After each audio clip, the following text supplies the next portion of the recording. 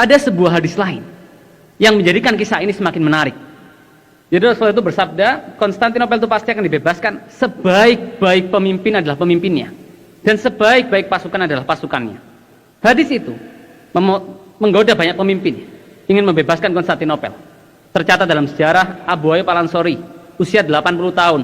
Beliau membawa pasukannya untuk membebaskan, tapi beliau meninggal di medan perang dan minta untuk jasadnya dikuburkan di kaki terdepan pasukannya. Sulaiman bin Abdul Malik gagal, Harun al-Rasyid gagal, Sultan Bayezid I gagal, Sultan Murad II gagal. Lahirlah seorang anak, namanya Muhammad. Beliau menancapkan dalam hatinya untuk membebaskan Konstantinopel. Dikumpulkan 40.000 anak, dilatih ilmu fisik, agama, perang, disebut pasukannya Janisarius. Lalu untuk merontokkan di Konstantinopel yang tingginya 30 meter dan lebarnya 9 meter, Muhammad Al-Fatih menciptakan senjata yang bisa melemparkan peluru yang beratnya 700 kg. 6 April 1453, tidak lama setelah beliau menjadi pemimpin, beliau membawa 250.000 pasukan dengan 400 kapal perang untuk membebaskan Konstantinopel. Berhari-hari tidak ada tanda-tanda kemenangan. Sebagian pasukannya berkata, sudahlah Muhammad Al-Fatih, kita menyerah saja, kita pulang saja dan kita serang di lain waktu. Tapi apakah pemuda berusia 21 tahun ini menyerah? Tidak. Jadi kunci pertahanan Konstantinopel itu karena lautannya dikelilingi rantai, sehingga kapal-kapal Muhammad Al-Fatih tidak bisa melewatinya. Apa yang dilakukan seorang pemuda berusia 21 tahun ini? Jadi Muhammad Al-Fatih memerintahkan pasukannya untuk memindahkan 70 kapal perang dari Selat Bosforus menuju Selat Tanduk melalui Gunung Galata yang panjangnya 3 mil. Jadi bayangkan, 70 kapal perang ditarik dengan tenaga manusia menaiki sebuah gunung dalam waktu 1 malam. Hingga Yilmaz Ostuna di dalam kitabnya Osmanli Tarihi dia mengatakan, kami tidak pernah melihat dan tidak pernah mendengar sesuatu yang luar biasa seperti ini. Muhammad Al-Fatih telah mengubah bumi menjadi lautan, dan dia telah menyeberangkan kapal-kapalnya di puncak gunung sebagai pengganti gelombang lautan. Sungguh kehebatannya jauh melebihi apa yang dilakukan oleh Alexander yang Agung. Dalam konteks ini ada hikmah-hikmah kepemimpinan yang bisa kita ambil dalam konteks perjuangan-perjuangan yang dilakukan oleh beliau dalam sektor apapun ya, dalam konteks sosial di masyarakat dan lain sebagainya. Apa? Pertama, jadi keesokan harinya setelah membebaskan Konstantinopel, beliau mengumpulkan pasukannya untuk sholat Jumat. Dalam sejarah ditulis panjangnya hampir 6 km. Beliau minta seluruh pasukannya berdiri. Lalu beliau bertanya, wahai pasukanku, siapa di antara kalian yang pernah meninggalkan sholat wajib semenjak akil balik, silahkan duduk. Tidak satupun pasukannya duduk. Pertanyaan kedua, wahai pasukanku, siapa di antara kalian yang pernah meninggalkan sholat rawatib semenjak akil balik, silahkan duduk. Sebagian pasukannya mulai duduk. Dan pertanyaan terakhir, wahai pasukanku, siapa di antara kalian yang pernah meninggalkan sholat malam semenjak akil balik, silahkan duduk.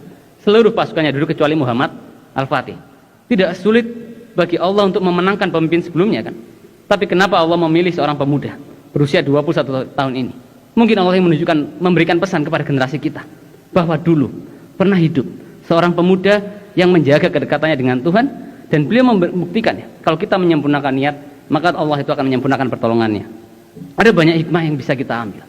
Lalu di sana bayangkan, bertahan 52 hari perang, membuktikan sabda 825 tahun lamanya. Jadi dari sana kita belajar jangan kikir bekerja keras. Wa malazatu ila ba'da ta'ab. Tidak ada keberhasilan tanpa kepayahan.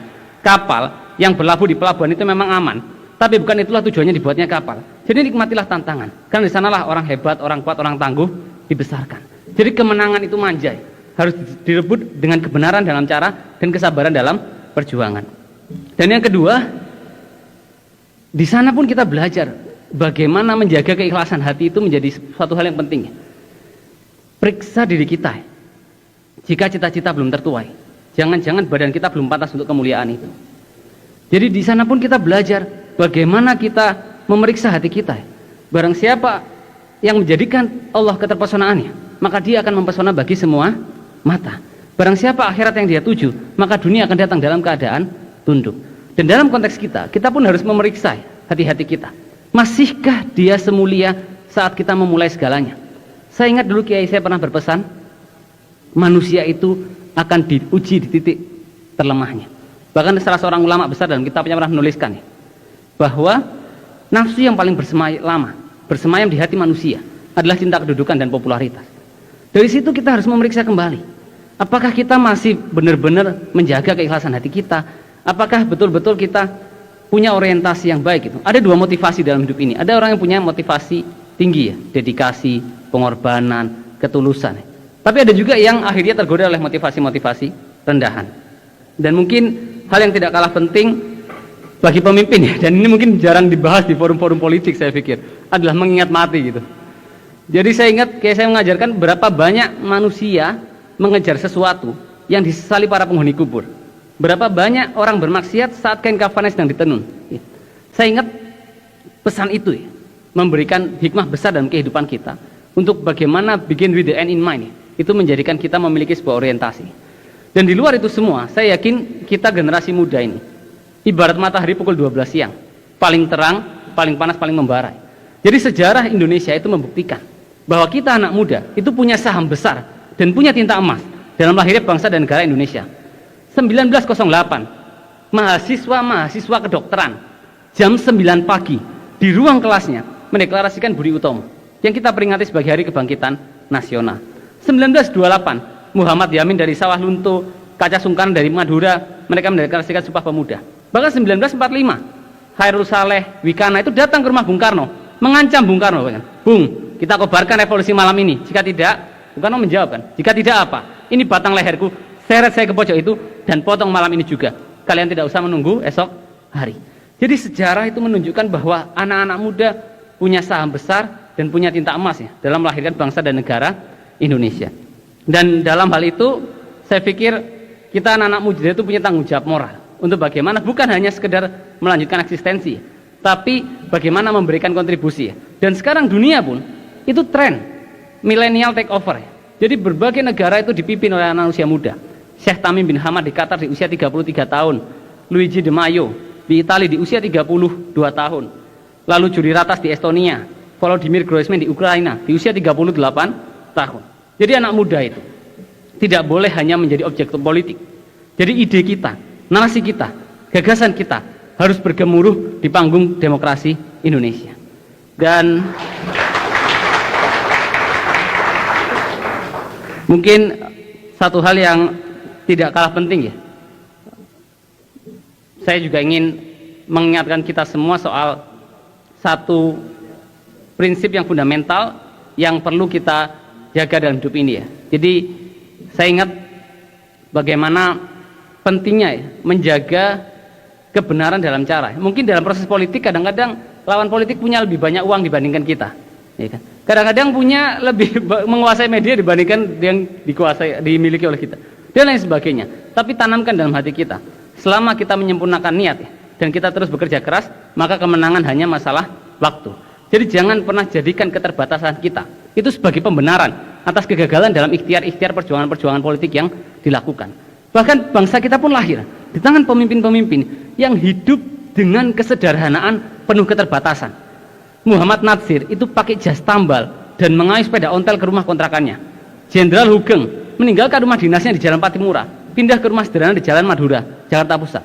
Lalu Kiai Haji Agus Salim, bayangkan, tinggal dengan istri dan 8 orang anak dalam satu rumah yang hanya memiliki satu kamar berukuran kecil dan berjualan minyak tanah untuk menghidupi keluarganya. Pak Syafruddin, Menteri Keuangan Bung Karno, yang bahkan tidak bisa membeli popok buatan anaknya.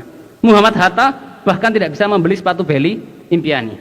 Ada 2 kata dalam bahasa Belanda yang tertulis berbeda tapi terucap sama, Leden dan Legend.